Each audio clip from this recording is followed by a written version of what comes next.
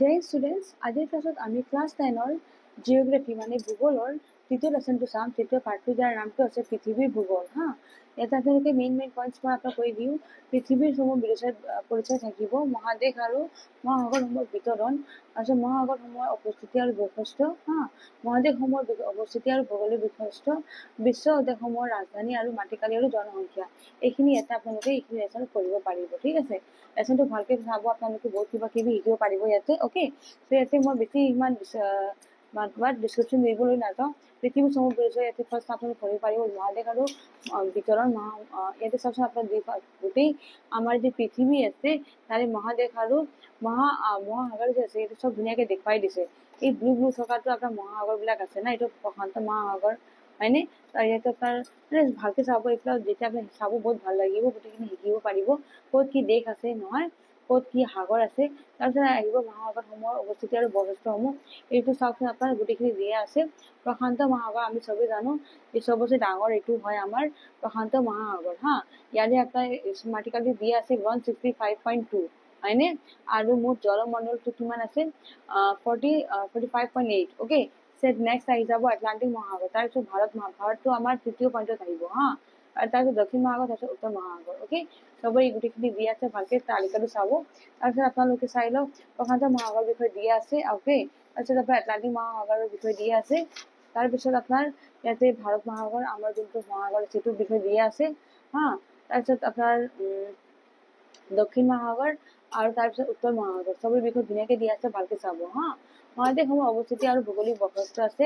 তাৰপিছত আপোনাৰ মহাদেশসমূহৰ মাটিকালি বিতৰণ ইয়াতে দিয়া আছে, যেনেকে আমাৰ এছিয়া, আমাৰ চবচে ডাঙৰ মহাদেশটো হয় এছিয়া। অ'কে, তাৰপিছত ইউৰোপ, আফ্ৰিকা, উত্তৰ আমেৰিকা, নৰ্দাৰ্ণ মানে দক্ষিণ আমেৰিকা, ইউৰেছিয়া আৰু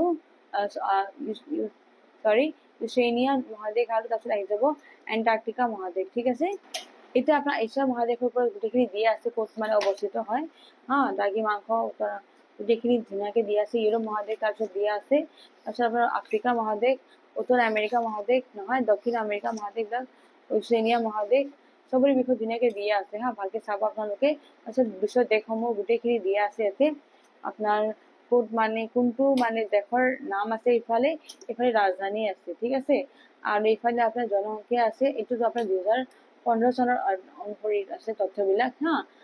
ইফালে আছে মাটিকালি। অ'কে, চব গোটেই দেশৰ আপোনাৰ নাম আৰু ৰাজধানী চব দিয়ে আছে, ভালকে চাব। এইটো ইউৰোপ মহাদেশৰ আহি যাব। তাৰপিছত আপোনাৰ এইটো আহি যাব আফ্ৰিকা মহাদেশৰ, মানে ক'ত কোন মহাদেশত কোনটো দেশবিলাক আছে, গোটেইখিনি ধুনীয়াকে দিছে, ভালকে চাব আপোনালোকে। ভালকে একদম একেবাৰে মুখস্থ কৰি ল'ব। তাৰপিছত আহি যাব মূল কথা, আৰু নেক্সট তাৰে আহি যাব কুৱেশ্যন আনচাৰ। এতিয়া মই কুৱেশ্যন প্ৰভাইড কৰিম আপোনালোকক, but before starting my class, welcome to my YouTube channel exam Jyoti, and let's start the class. Okay, প্ৰথমতে কুৱেশ্যনটো দিয়া আছে যে পৃথিৱীৰ জলমণ্ডল বিষয়ে চমুকৈ লিখা। তো শিল, বালি, মাটি আৰু খনিজ পদাৰ্থৰে গঠিত ভূপৃষ্ঠৰ কঠিন অংশটোকে আপুনি জলমণ্ডল বুলি জনা যায়, আৰু ই পৰ্বত, পাহাৰ, সমভূমি, মালভূমি, নদী, উপত্যকা, উপকূল আদিৰ দৰে ভূ অৱয়ৰে গঠিত হৈ থাকে। অৰণ্য, কৃষিভূমি, তৃণভূমি আৰু জনবসতি অঞ্চল আদিও আপোনাৰ জলমণ্ডলৰ অন্তৰ্গত হয়। পৃথিৱীৰ মুঠ মাটিকালি আপোনাৰ কিমান আছে 510 নিযুত বৰ্গ কিলোমিটাৰ, প্ৰায় আপোনাৰ 149। ঠিক আছে, 149 নিযুত বৰ্গ কিলোমিটাৰ, অৰ্থাৎ প্ৰায় আপোনাৰ 29% নহয়, 29% স্থলমণ্ডলেৰে কি হয় আগুৰি আছে। আৰু পৃথিৱীৰ স্থলমণ্ডলটো এছিয়া, আফ্ৰিকা, ইউৰোপ, উত্তৰ আমেৰিকা, দক্ষিণ আমেৰিকা, ইউৰেনিয়া আৰু এণ্টাৰ্কটিকা নামৰ 7খন মহাদেশত বিভক্ত হৈ আছে। আনহাতে ভূপৃষ্ঠত জলভাগৰে গঠিত বৃহৎ অংশটোক জলমণ্ডল বুলি জনা যায়, আৰু ই মহাসাগৰ, সাগৰ, নদী, জান-জুৰি, জলাশয় আদিৰে দৰে জল অৱয়ৱসমূহৰে কি হৈছে গঠিত হৈ আছে। ই ভূপৃষ্ঠৰ প্ৰায় 70%, তাৰমানে 361 নিযুত বৰ্গ কিলোমিটাৰ আগুৰি আছে। পৃথিৱীৰ জলভাগত বা প্ৰশান্ত মহাসাগৰ, দক্ষিণ মহাসাগৰ, ভাৰত মহাসাগৰ, আটলান্টিক মহাসাগৰ আৰু উত্তৰ মহাসাগৰ নামৰ 5খন মহাসাগৰত বিভক্ত কৰা হৈছে। ঠিক আছে, নেক্সট ছেকেণ্ড কুৱেশ্যনটো চাব। মহাদেশীয় বিস্থাপন সূত্ৰ অনুসৰি পৃথিৱীৰ অৱস্থাত আদিতে কেনেকুৱা আছিল। তেতিয়া আমি 2 নম্বৰটো চাম। মহাদেশীয় বিস্থাপন সূত্ৰ অনুসৰি 300 নিযুত বছৰ পূৰ্বে পুৰা জীৱীয় কল্পৰ পাৰমিয়ান যুগত, অৰ্থাৎ গঠনৰ সময়ত পৃথিৱীৰ স্থলমণ্ডল কেৱল এটা একক ভূখণ্ড আছিল, আৰু ইয়াক চাৰিওফালৰ পৰা জলমণ্ডলে আগুৰি আছিল। এই সেই আপোনাৰ সেই ভূখণ্ডটোক আপোনাৰ পেনজিয়া আৰু চাৰিওফালে আগুৰি থকা জলমণ্ডল আপোনাৰ পান্থালছা বুলি জনা যায় বা জনা গৈছিল। আৰু পৰৱৰ্তী সময়ত স্থলমণ্ডল বা পেনজিয়াৰ সোঁমাজেৰে পুৱা পশ্চিমাকৈ এখন ঠেক তথা দীঘলীয়া সাগৰ সৃষ্টি হৈছিল, যিয়ে সমগ্ৰ স্থলমণ্ডলক দুটা ভাগত বিভক্ত কৰিছিল। এই সাগৰখনক আপোনাৰ কি বুলি কয়, থেটিছ সাগৰ বুলি জনা যায় আৰু দ্বিখণ্ডিত হোৱা স্থলমণ্ডলৰ উত্তৰ অংশটো লৰেচিয়া আৰু দক্ষিণৰ অংশটো আপোনাৰ গগুয়া নালেগু বুলি কোৱা হৈছিল। নহয়, নাম অলপ বেলেগ ধৰণৰ হয় নে, বহুত টান। আৰু মধ্যযুগীয় কল্পযুগত অৰ্থাৎ প্ৰায় 250 নিযুত বছৰ পূৰ্বে মহাদেশীয় সঞ্চালন তথা বিভাজনৰ ফলত লৰেচিয়া আৰু গগুয়া নালেগু বিভাজিত হৈ বৰ্তমান 7খন মহাদেশৰ সৃষ্টি হয়। আৰু এই সূত্ৰ অনুসৰি লৰেচিয়া বিভাজিত হৈ উত্তৰ আমেৰিকা, গ্ৰীণলেণ্ড আৰু ভাৰত উপমহাদেশৰ উত্তৰে অৱস্থিত ইউৰোপ আৰু এছিয়া মহাদেশৰ সৃষ্টি হৈছিল। আনহাতে দক্ষিণ আমেৰিকা, আফ্ৰিকা, আপোনাৰ মাডাগাস্কাৰ, তাৰপিছত ভাৰতবৰ্ষ, আৰব অঞ্চল, মালয়েছিয়া আৰু অষ্ট্ৰেলিয়া তথা এণ্টাৰ্কটিকাকে ধৰি অন্যান্য অঞ্চলসমূহৰ সৃষ্টি হৈছিল আপোনাৰ গগৱানে লেণ্ডৰ পৰা। অ'কে, নেক্সট 3 নম্বৰ কুৱেশ্যনটো চাবচোন। মহাসাগৰ তলিভাগৰ ভূ-অৱয়ব সম্পৰ্কে চমুকৈ লিখা ভূপৃষ্ঠৰ প্ৰায় আপোনাৰ 51% জলভাগে আগুৰি আছে। পৃথিৱীৰ জলভাগ বিশেষকৈ প্ৰশান্ত মহাসাগৰ, আটলান্টিক মহাসাগৰ, ভাৰত মহাসাগৰ, উত্তৰ মহাসাগৰ আৰু দক্ষিণ মহাসাগৰ নামৰ 5খন মহাসাগৰে গঠিত হৈ আছে। মহাসাগৰসমূহৰ তলিভাগৰ ভূ-প্ৰকৃতি তেনে অসমান আৰু ইয়াতেও আপোনাৰ স্থলমণ্ডলৰ দৰে কিছুমান ভূ-অৱয়ব আছে, যেনে আপোনাৰ সামুদ্ৰিক শৈলশিৰা, সমুদ্ৰ খাদ আদি।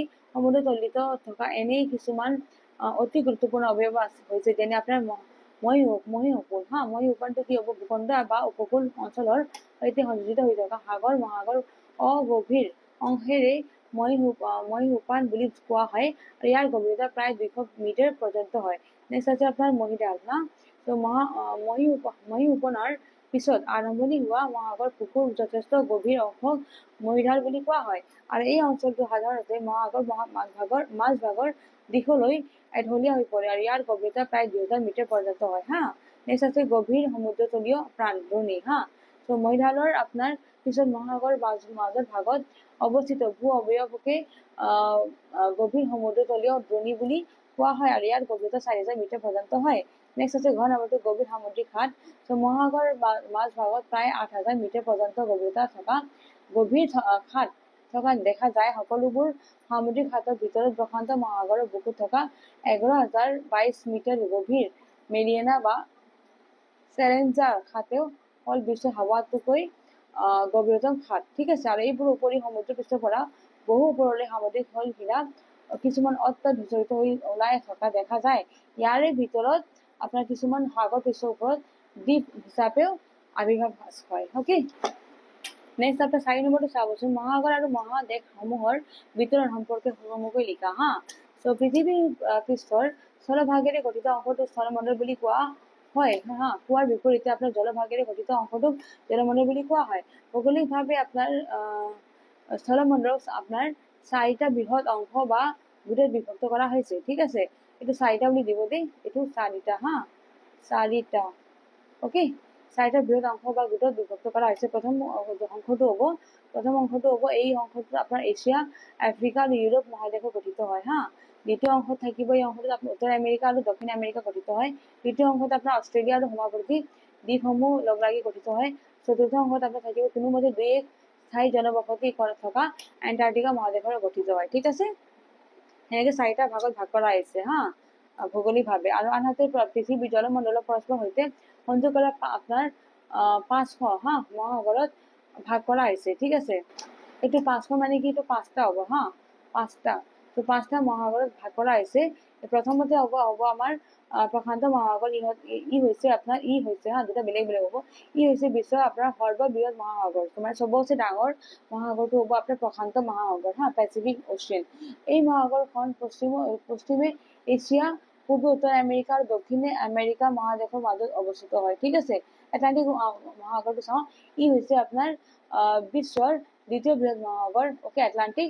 আৰু এই মহাসাগৰ ঠিক আছে, এই মহাসাগৰখন পশ্চিমে উত্তৰ আমেৰিকা আৰু দক্ষিণ আমেৰিকা তথা পূৰ্বে ইউৰোপ আৰু আফ্ৰিকাৰ মহাদেশৰ মাজত অৱস্থিত হয় হা। নেক্সট গ নম্বৰটো হ'ব ভাৰত মহাসাগৰ। এই মহাসাগৰখন এছিয়া মহাদেশৰ দক্ষিণে, আফ্ৰিকা মহাদেশৰ পূবে আৰু ইউৰেছিয়া মহাদেশৰ পশ্চিমে অৱস্থিত হা। নেক্সট আছে দক্ষিণ মহাসাগৰ। এই মহাসাগৰখন দক্ষিণ আমেৰিকা, আফ্ৰিকা আৰু ইউৰেছিয়া মহাদেশৰ দক্ষিণে দিশে অৱস্থিত হয়। ওকে, নেক্সট আপোনাৰ ইয়াৰে 5 নম্বৰটো চাম উত্তৰ মহাসাগৰ। এই মহাসাগৰখন আপোনাৰ উত্তৰ আমেৰিকা, ইউৰোপ আৰু এছিয়া মহাদেশৰ উত্তৰে অৱস্থিত হয়। জলমণ্ডল প্ৰায় আপোনাৰ 57 হা। ইমান পাৰ্চেণ্ট কি হয় হ'ব দক্ষিণ গোলাৰ্ধ উভয় দেশ আবদ্ধ হোৱাৰ বিপৰীতে স্থলমণ্ডল প্ৰায় 67% নহয় উত্তৰ গোলাৰ্ধত অৱস্থিত হয়। আৰু 5 মহাসাগৰ ভিতৰত প্ৰশান্ত মহাসাগৰ, আটলান্টিক মহাসাগৰ আৰু ভাৰত মহাসাগৰ নামৰ মহাসাগৰ তিনিখন স্থানিকভাৱে উত্তৰ গোলাৰ্ধ আৰু দক্ষিণ গোলাৰ্ধ উভয়তে বিস্তৃত হৈ থকাৰ বিপৰীতে দক্ষিণ মহাসাগৰ আৰু কেৱল দক্ষিণ গোলাৰ্ধত আৰু উত্তৰ মহাসাগৰ কেৱল উত্তৰ গোলাৰ্ধত অৱস্থিত হয়। ঠিক আছে, তেতিয়া 5 নম্বৰটো চাম। ইয়াৰে কুৱেশ্যনটো এইটো কুৱেশ্যনটো যি আছে যে আপোনাৰ পৃথিৱীৰ স্থলভাগ উপৰিভাগত থকা ভূ অৱয়ৱসমূহৰ বিষয় চমুকৈ লিখা হা।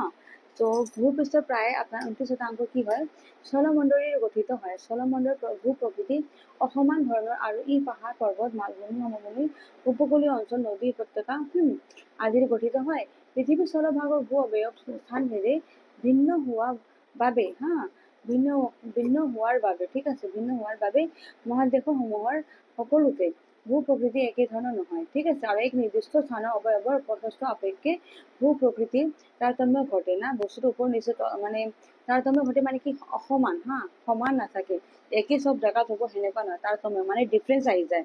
ওকে, উষ্ণতা নদ নদীৰ উপস্থিতি জলবায়ু তথা উদ্ভিদ আদিয়ে এখন ঠাইৰ ভূ প্ৰকৃতিৰ ওপৰত বাৰুকৈ প্ৰভাৱ পেলায়।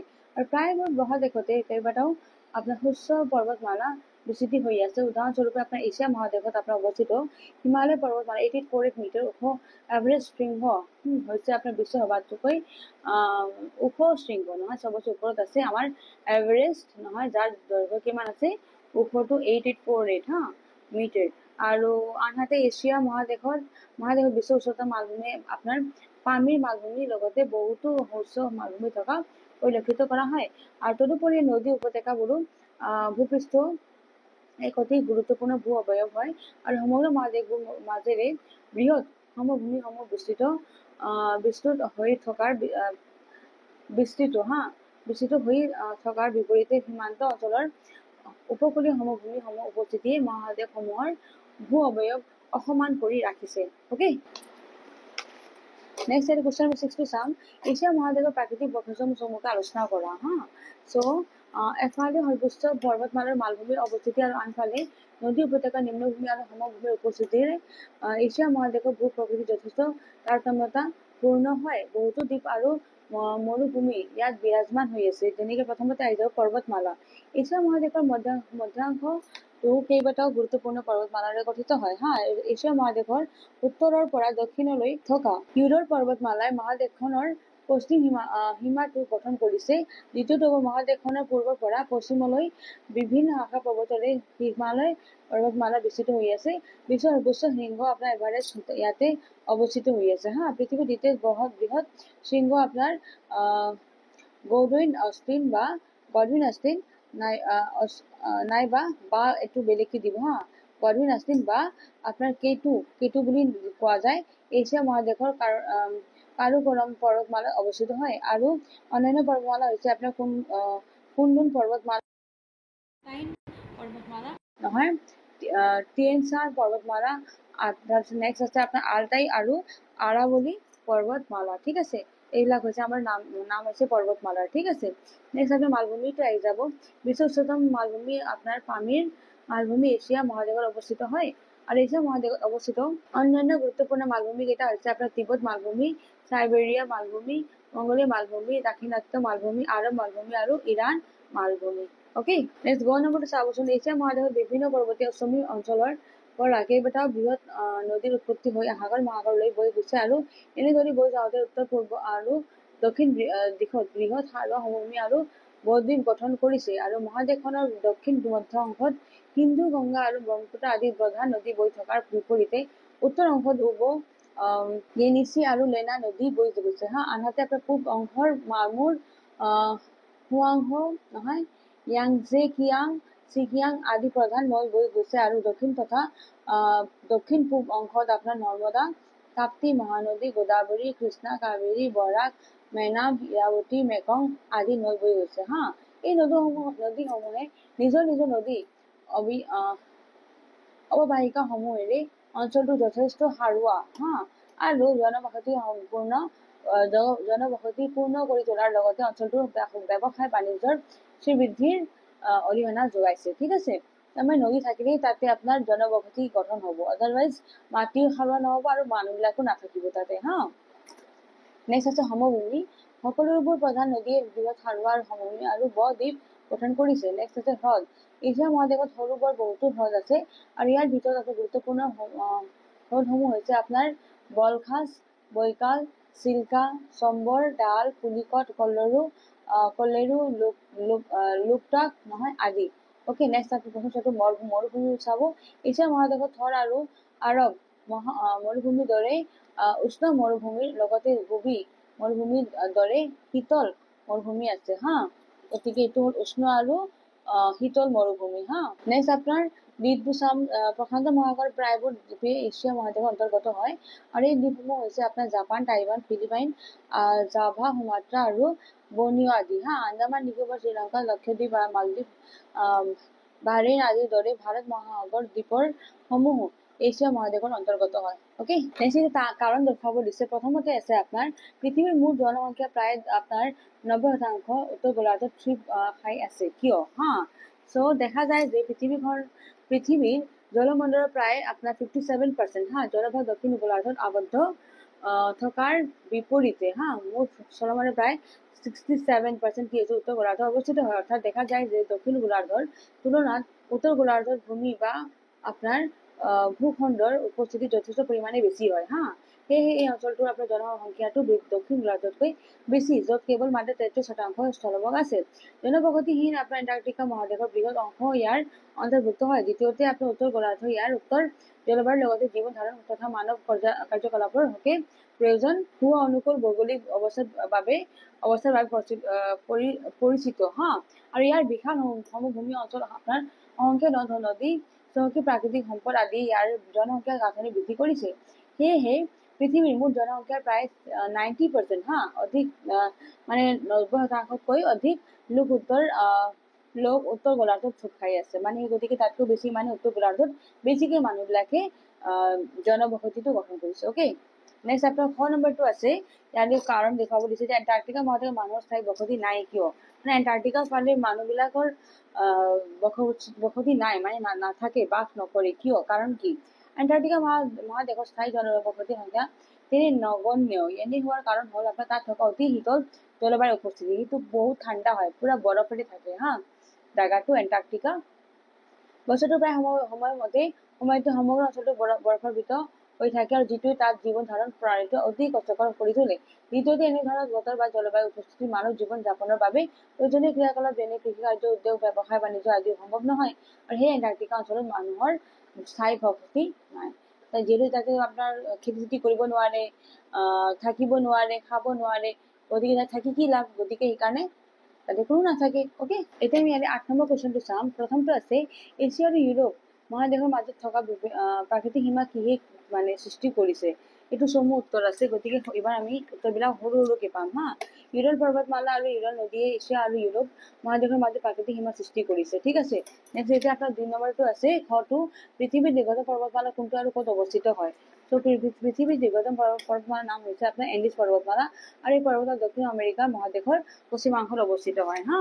নেক্সট আপোনাৰ 9 নম্বৰটো আছে মাটিকালিৰ ভিত্তিত পৃথিৱীৰ বৃহত্তম আৰু ক্ষুদ্ৰতম মহাদেশৰ নাম লিখা। অ'কে, ত' মাটিকালিৰ ফালৰ পৰা পৃথিৱীৰ বৃহত্তম আৰু ক্ষুদ্ৰতম মহাদেশৰ দুখন নাম হৈছে এছিয়া আৰু ইউৰেছিয়া।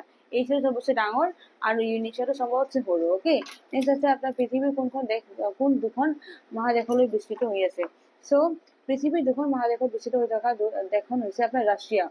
ই এছিয়া আৰু ইউৰোপ দুয়োখন মহাদেশতে বিস্তৃত হৈ আছে হা।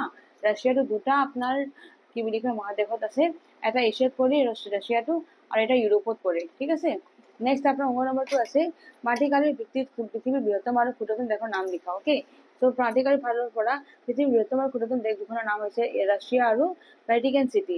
ৰাছিয়াটো চবতছে ডাঙৰ হয় হা, আৰু ভেটিকান চিটি সবতছে সৰু হয় ওকে নেক্সট ইয়াৰ প্ৰথম চাইটো চাবচোন উত্তৰ আমেৰিকা মহাদেশৰ প্ৰধান পৰ্বতশ্ৰেণীটোৰ নাম কি আৰু এই মহাদেশৰ কোন অংশত অৱস্থিত হয় সো উত্তৰ আমেৰিকা মহাদেশৰ প্ৰধান পৰ্বতশ্ৰেণীটোৰ নাম হ'ল আপোনাৰ ৰকি পৰ্বতমালা এই মহাদেশৰ পশ্চিম অংশতে অৱস্থিত হয় ঠিক আছে নেক্সট দ্বিতীয় চাইটো চাবচোন পৃথিৱীৰ বৃহত্তম মৰুভূমি কোনখন আৰু ক'ত অৱস্থিত হয় হা তো পৃথিৱীৰ বৃহত্তম মৰুভূমিখন হৈছে আপোনাৰ সাহাৰা মৰুভূমি ই আফ্ৰিকা মহাদেশৰ দক্ষিণ অংশত অৱস্থিত হয় হা নেক্সট আছে আপোনাৰ পৰীক্ষা জড়িত এছিয়া মহাদেশৰ দুখনতকৈ উত্তৰ দিশলৈ প্ৰবাহিত আৰু পূব দিশলৈ প্ৰবাহিত নদী দুটাৰ নাম লিখা হা এছিয়া মহাদেশৰ উত্তৰ দিশলৈ প্ৰবাহিত হোৱা দুখন নদী হৈছে আপোনাৰ গংগা আৰু লেনা আৰু আনহাতে পূব দিশলৈ প্ৰবাহিত দুখন নদী হৈছে আপোনাৰ সিন্ধু আৰু মেকং নদী ঠিক আছে ছয় নম্বৰটো চাব অষ্ট্ৰেলিয়াৰ একোখনকৈ প্ৰধান পৰ্বতশ্ৰেণী নদী আৰু মৰুভূমিৰ নাম লিখা ওকে অষ্ট্ৰেলিয়াৰ প্ৰধান পৰ্বতশ্ৰেণী হৈছে আপোনাৰ great dividing okay great dividing range নহয় প্ৰধান নদী হ'ল আৰু ডাৰ্লিং নদীটো হ'ল আপোনাৰ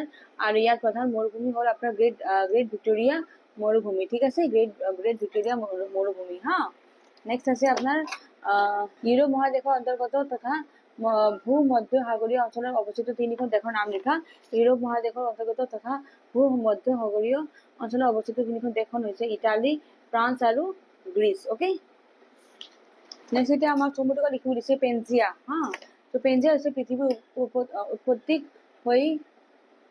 উৎপত্তিক লৈ কেইবাটা সূত্ৰ বা তত্ত্ব আছে আৰু এই ক্ষেত্ৰত আপোনাৰ সূত্ৰসমূহৰ ভিতৰত এটা অন্যতম গুৰুত্বপূৰ্ণ সূত্ৰ হৈছে আপোনাৰ মহাদেশীয় বিস্থাপন সূত্ৰ আৰু এই সূত্ৰটোৰ সমৰ্থকসকলে ভাবে যে আজিৰ পৰা ৩০০ নিযুত বছৰৰ পূৰ্বে পৃথিৱী সৌৰমণ্ডল কেৱল এটা একক ভূখণ্ড আছিল আৰু ইয়াৰ চাৰিওফালৰ থকা পৰা বিশাল জলভাগে আগুৰি আছিল এই একক ভূখণ্ডটোক আপোনাৰ পেনজিয়া বুলি জনা গৈছিল আৰু চৌপাশৰ জলভাগক পান্থালাছা বুলি জনাইছিল মানে বোলা হৈছিল হা পৰৱৰ্তী সময়ত পেনজিয়াৰ উত্তৰ দক্ষিণাকৈ বিভাজন ঘটে আৰু উত্তৰ অংশটোক লেৰেচিয়া আৰু দক্ষিণ অংশটোক আপোনাৰ গাউনেণ্ড বনোৱা লাগে বুলি জনা যায় আৰু এই দুই অংশৰ পুনৰ বিভাজন আৰু ঘটি বৰ্তমান মহাদেশখনৰ সৃষ্টি হৈছিল ঠিক আছে নেক্সট আছে আপোনাৰ উত্তৰ মহাসাগৰ হা উত্তৰ মহাসাগৰটো চাই এতিয়া চ' উত্তৰ মহাসাগৰ বিশ্বৰ পাঁচখন মহাসাগৰ ভিতৰত আপোনাৰ কি হ'ব উত্তৰ মহাসাগৰ হৈছে আপোনাৰ সবাতোকৈ সৰু মহাসাগৰ চবতছে সৰু হ'ব উত্তৰ মহাসাগৰ ঠিক আছে ই প্ৰায়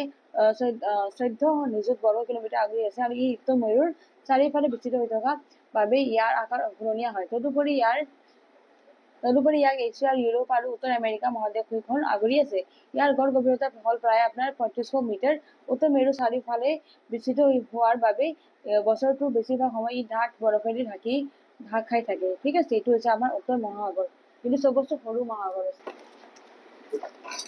নিশ্চিত ইয়াৰে গ নম্বৰটো চাওঁ ওচনীয়া মহাদেশ ঠিক আছে ওচনীয়া মহাদেশটো এতিয়া চাওঁ ওচনীয়া মহাদেশখনৰ অষ্ট্ৰেলিয়া মহাদ্বীপক হা দ্বীপকে ধৰি আপোনাৰ নিউজিলেণ্ড নহয় টাছমেনিয়া নিউ গিনি আদিৰ দৰে অন্য কেইবাটা সৰু বৰ দ্বীপৰে গঠিত হয় আৰু ই সম্পূৰ্ণভাৱে দক্ষিণ গোলাৰ্ধত অৱস্থিত হা মাটিমুটিভাৱে আপোনাৰ মোটামুটি আপোনাৰ যেনেকে আমি এটা গড় লৈ ধৰো সেনেকে মোটামুটিভাৱে আপোনাৰ কি হ'ব ই উত্তৰে 0 ডিগ্ৰী ঠিক আছে 0 ডিগ্ৰী নিৰক্ষীয় ৰেখাৰ পৰা দক্ষিণে 48 নহয় সিমান ডিগ্ৰী দক্ষিণ অক্ষাংশ আৰু 180 ডিগ্ৰী দ্ৰাঘিমাংশৰ পৰা পশ্চিমে 113 ডিগ্ৰী পূব দ্ৰাঘিমাংশলৈ বিস্তৃত হৈ আছে হা ওচনীয়া মহাদেশৰ উত্তৰে দক্ষিণ পূব এছিয়াৰ জাভা সুমাত্ৰা হা চেলেভিছ আদি দ্বীপসমূহৰ লগতে প্ৰশান্ত মহাসাগৰৰ আগুৰি থকাৰ বিপৰীতে দক্ষিণে দক্ষিণ মহাসাগৰ আৰু পূবে প্ৰশান্ত মহাসাগৰ আগুৰি আছে আনহাতে পশ্চিম দিশত আছে আপোনাৰ ভাৰত মহাসাগৰ মহাদেশখনৰ মুঠ মাটিকালি হৈছে আপোনাৰ 8টা নিযুত বৰ্গ কিলোমিটাৰ যি বিশ্বৰ মুঠ মাটিকালি প্ৰায় 5.4 হা ইমান % হৈ আছে হা অষ্ট্ৰেলিয়াকে ধৰি ওচনীয়া মহাদেশৰ অন্তৰ্গত মুঠ দেশৰ সংখ্যা হৈছে আপোনাৰ 14খন হা আৰু ইয়াৰ মুঠ জনসংখ্যা হৈছে প্ৰায় 38 ওকে নিযুত অষ্ট্ৰেলিয়া হৈছে আপোনাৰ ওচনীয়া মহাদেশৰ সৰ্ববৃহৎ দেশ ওকে টাঙানিকা নহয় সাৰ্ট তাৰপিছত ভোল্টা ন্যাসা কেবৰা বাচ্চা মালৱী তুৰ্কানা কিভু কচ্চো আৰু এব্বা ইত্যাদি হা গতিকে সেইবিলাক হৈছে আপোনাৰ আফ্ৰিকা মহাদেশৰ নদীকেইটা না এতিয়া আমি চাম ইউৰোপৰ মহাদেশৰ নদী হা চ' ইউৰোপ মহাদেশত অসংখ্য সৰু বৰ নদী আছে এইবোৰৰ ভিতৰত প্ৰধান নদীসমূহ হৈছে আপোনাৰ স্পেইনৰ আপোনাৰ এলব্ৰো নদী হা ফ্ৰান্সৰ ৰোন আৰু স্পেইনৰ কি বুলি কয় নদী জাৰ্মানীৰ ৰাইন আৰু এলে নদী আপোনাৰ কি বুলি কয় পোলেণ্ডৰ আপোনাৰ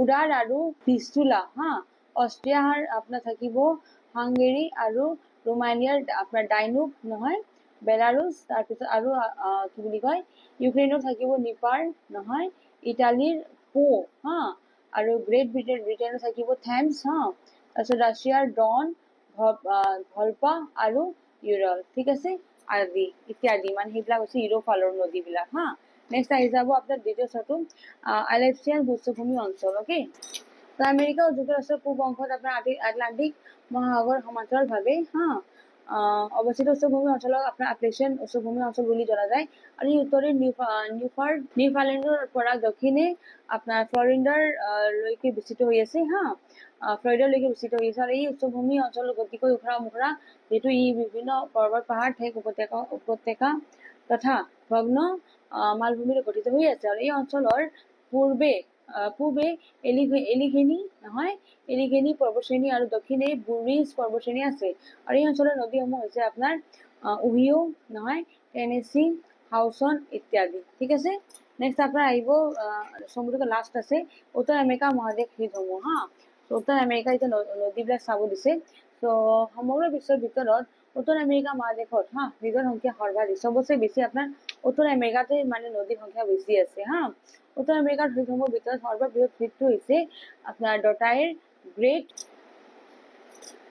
সল্ট হ্ৰদ মানে তাতে নিমখটো বেছি পাব হয়নে উত্তৰ আমেৰিকাৰ অন্যান্য গুৰুত্বপূৰ্ণ হ্ৰদসমূহ হ'ল আপোনাৰ গ্ৰেট স্লেভ নহয় গ্ৰেট বিয়াৰ হা তাৰপিছত আছে আপোনাৰ সুপিৰিয়াৰ হা মিচিগান তাৰপিছত আছে আপোনাৰ উল্টেৰিঅ' এৰি আৰু হুৰন ওকে মহীসোপান আৰু মহীঢাল হা সেনেকুৱা নামবিলাক আছে বাপৰে বাপ ধৰিবই নোৱাৰি হয়নে তো মহীসোপান আৰু মহীঢালৰ মাজত পাৰ্থক্যকেইটা হ'ল অৰ্থ হিচাপে আমি যদি চাবলৈ যাওঁ মহীসোপানটো কি হ'ব উপকূলৰ সৈতে সংযোজিত হৈ থকা সাগৰ মহাসাগৰ অগভীৰ অংশ হা আৰু মহীঢালটো হ'ব আপোনাৰ মহীসোপানৰ সৈতে সংযোজিত গভীৰ তথা ক্ৰমে মহাসাগৰে এঢলীয়াকৈ আগবাঢ়ি যোৱা অংশ ঠিক আছে ঢালৰ প্ৰকৃতি চাওঁ এইটো মৃদু ঢাল থাকিব আৰু ইয়াতে থাকিব থিয় ঢাল হা গভীৰতাটো চাওঁ 200 মিটাৰ পৰ্যন্ত হয় আৰু ইয়াতে 2000 মিটাৰ পৰ্যন্ত হয় মহীঢালটো বেছি মানে কি বুলি কয় গভীৰতাটো বেছি হা মহীঢালৰ নেক্সট এতিয়া খ নম্বৰটো চাম এভাৰেষ্ট শৃংগ আৰু গডউইন অষ্টিনৰ শৃংগ এতিয়া সিহঁতৰ মাজত পাৰ্থক্যটো চাম হা এতিয়া অৱস্থানটো চাওঁ ই এছিয়া মহাদেশৰ হিমালয় পৰ্বতমালাত অৱস্থিত এভাৰেষ্ট শৃংগ হা আৰু গডউইন অষ্টিনটো কি আছে ই এছিয়া মহাদেশৰ কাৰাকোৰম হা কাৰাকোৰম নামটো জানে নহয় তাৰে পৰ্বতমালাত অৱস্থিত হয় গডউইন অষ্টিন ঠিক আছে ইয়াৰ চোতাটো আছে আপোনাৰ 8848 মিটাৰ আৰু ইয়াৰ চোতাটো আছে 8611 মিটাৰ হা মানে অলপৰ কাৰণে এইটো সৰু হৈছে নহয় নহলে এইটোৱে আহি গলে হয় 8848 এইটো আছে 8611 হা উচ্চতা ভিত্তি হিচাপে চাম এতিয়া বিশ্ব সবাতোকৈ আপোনাৰ উচ্চতম শৃংগ হ'ল এভাৰেষ্ট শৃংগ আৰু বিশ্বৰ ভিতৰত দ্বিতীয় উচ্চতম শৃংগ হ'ল আপোনাৰ গডউইন অষ্টিন হা এইটো ছেকেণ্ড স্থান পাইছে হা এইটো দ্বিতীয় এইটো প্ৰথম স্থান পাইছে ঠিক আছে এইটো 8848 এইটো হ'ব 8611 ওকে এইটো হ'ব 8848 এইখিনি বস্তু যদি মনত থাকে আপনি এনেই লিখিব পাৰিব হা আৰু বিকল্পৰ নাম হ'ব আন এটা ইয়াৰ কোনো এটা নাম নাই কিন্তু ইয়াৰ এটা নাম আছে মাউণ্ট কেটু ইয়াৰ আন এটা নাম কি আছে কেটু হা নেক্সট আছে ইউৰেছিয়া মহাদেশ আৰু এণ্টাৰ্কটিকা মহাদেশ ঠিক আছে সো দেশৰ সংখ্যা এতিয়া আপোনাৰ অষ্ট্ৰেলিয়া নিউজিলেণ্ড আদি 14খন দেশৰে গঠিত হয় আপোনাৰ ইউৰেছিয়া হা ইউৰেছিয়া চবতছে সৰু এইটো নহয় ইউৰেছিয়া মহাদেশ আৰু এণ্টাৰ্কটিকাত আপোনাৰ হিচাপ কোনো দেশ হিচাপে বিভাজিত হোৱা নাই ইয়াতে দেশৰ হিচাপত বিভাজন হোৱাই নাই ভূপ্ৰকৃতি চাওঁ ইয়াৰে পৰ্বত পাহাৰ মালভূমি সমভূমি আদি নদীৰ দৰে ভূ অৱয়ব পৰিলক্ষিত হয় আৰু ইয়াৰে ভূপ্ৰকৃতি ঘন বৰফৰ তৰপেৰে আবৃত হৈ থকা দেখা যায় ওকে আৰু ইয়াৰ প্ৰায় আপোনাৰ 38 নহয় এইটোৰ ওপৰত হয় আৰু এইটো ইয়াত কোনো স্থায়ী জনবসতি নাই ওকে সো এইটো হৈছে ইউৰেছিয়া আৰু এণ্টাৰ্কটিকাৰ মাজৰ পাৰ্থক্য হা নেক্সট আছে আপোনাৰ ঘৰ নম্বৰ 2 গোবি মৰুভূমি আৰু আটাকামা হা সো